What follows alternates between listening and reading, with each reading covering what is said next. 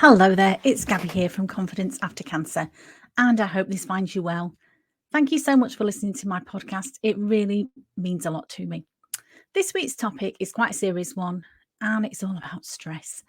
And so the title is, if you didn't already know, we are in a stress epidemic. Apparently, we have the highest sickness rate at work in over 10 years. People are taking time off work just because they can't cope.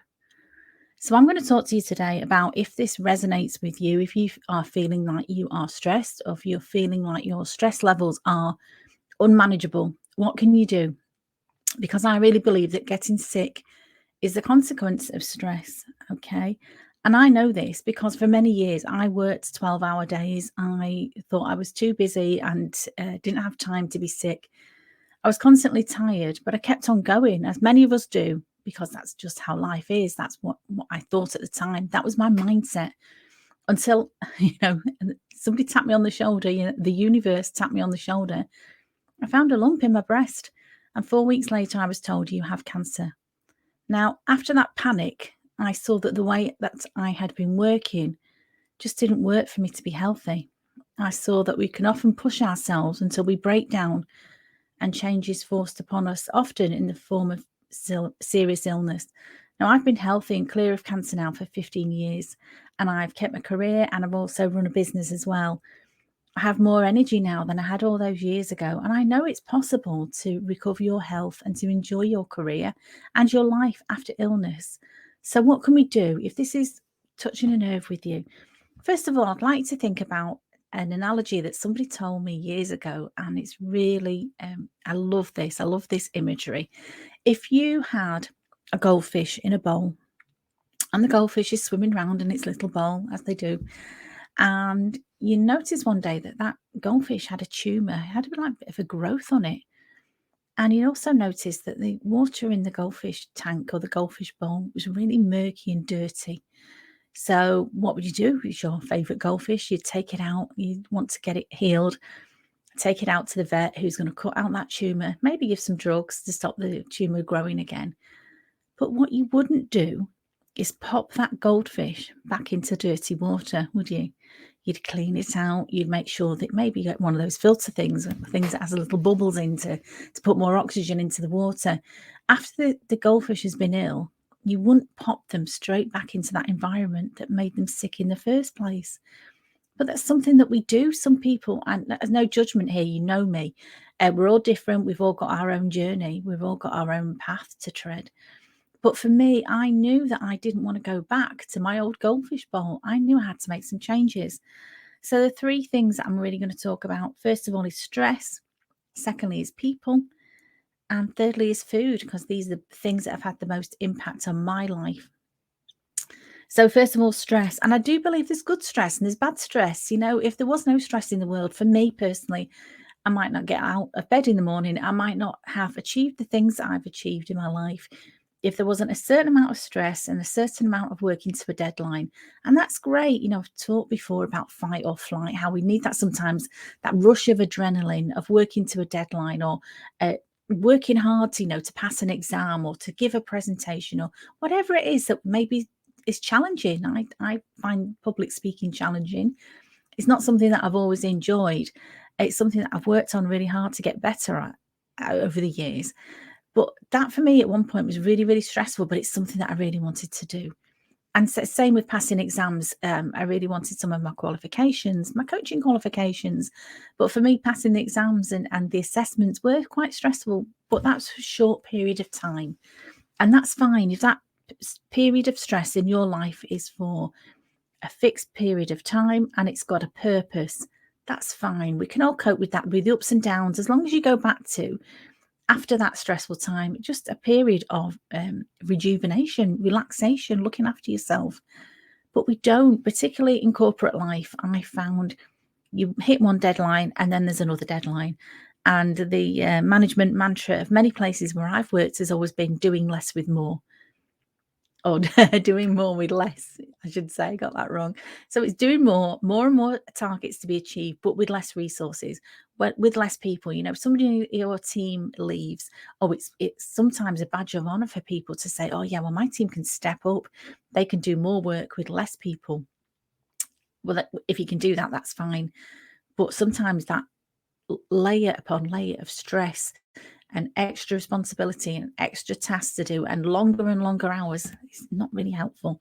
So I do believe sometimes stress can be good, but also if it is prolonged and it becomes the norm that you are always stressed and you're always working to a deadline and you never feel like you're going to catch up, you're always like the hamster on a wheel, that's not good for you. And, you know, there is a book called The Body Keeps Score.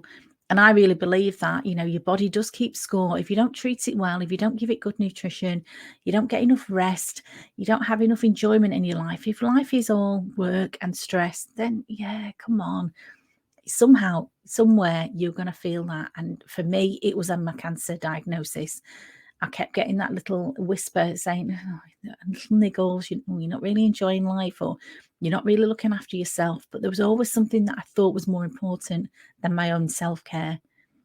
So just food for thought. Again, there's no judgment here, but I know from my own experience, sooner or later, that doesn't work. The next thing I'm going to talk about with stress, and I've talked about this in other podcast episodes, is about dealing with difficult situations with people. People in our lives, you know, again, good and bad, but people can be a cause of stress for us all, whether it's, you know, your relationship, whether it's your family, whether it's your work colleagues, whatever it is. You've all got choices. And I believe for a while, I can't help it, she makes me feel like that. Well, actually, nobody can make you feel like anything. You know, we can all choose our response. Well, yeah, nobody can make me feel bad. I've put people to make me feel bad. I've allowed people to maybe push my boundaries, but I didn't set those boundaries. I didn't, ever did, I didn't articulate them very well. And then I got really resentful when people were overstepping my boundaries and not treating me in a way that I thought was respectful. But again, I've taken responsibility for that now. And that's something that I've learned to manage, you know, quite late in life. But it is something that's made a huge difference to the quality of my life.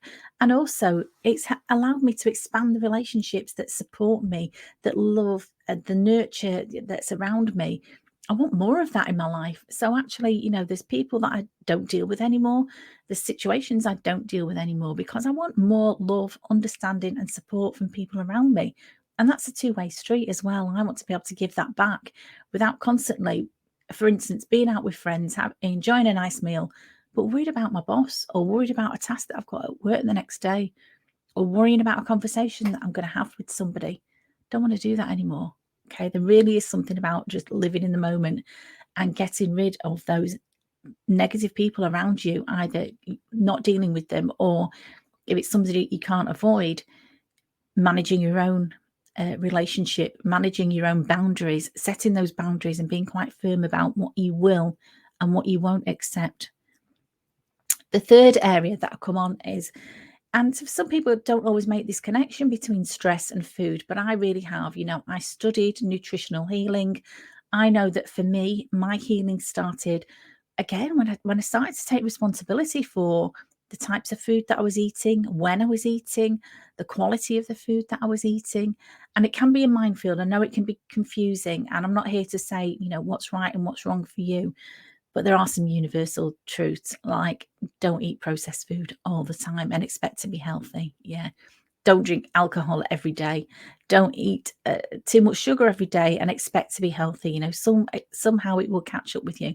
And that's not to say you can't have a treat, but it is a treat, it's an occasional treat. You know, I love birthday cake as an example, but I don't eat that every day. I don't eat it breakfast, dinner, and evening meal. I love my cake and I enjoy it, but at the right time and in the right proportion, as long as you've got healthy balance. So again, I'm not here to lecture anybody, but sometimes part of the coaching that I do with people is taking a look at the diet and not exactly banning certain food. I don't like that, or putting people on a diet. I really don't like that either. But it's more about thinking, getting more good stuff into you. How, you know, and it has to be something that you enjoy. Never am I going to say to somebody, yeah, well, I know you don't like kale, but you really need to eat it because it's so good for you. No, if you don't like kale, don't eat kale, for instance. There will be healthy options. There'll be healthy choices that you can make that you will enjoy. So let's work on that. And that's something that I love to do. So I've talked before about the workplace. The workplace for a lot of people is where they are most stressed. And it's where they are quite often there's most toxic relationships as well with work.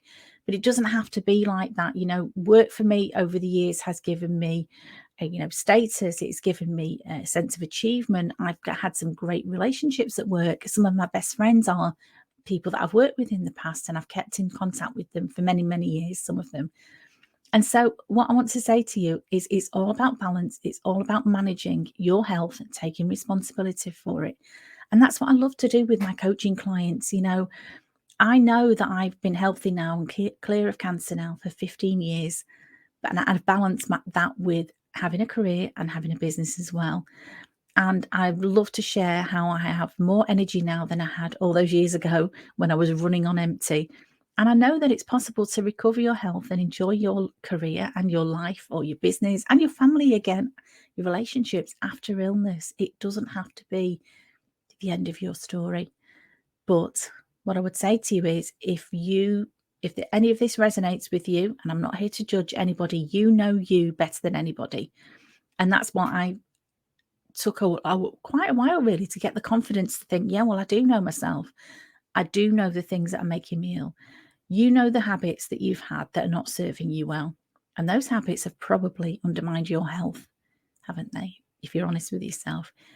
And if you want to be healthy and happy, you have to change. Okay. You have to find new ways to work that don't cost you your health. You know the saying, first the universe whispers and then it shouts. And if you still don't listen, it will hit you over the head like it did with me and my cancer diagnosis. But I'm listening now and I've taken heed, I've taken stock, taken responsibility. And the joyous thing for me is I can share what I've learned with other people.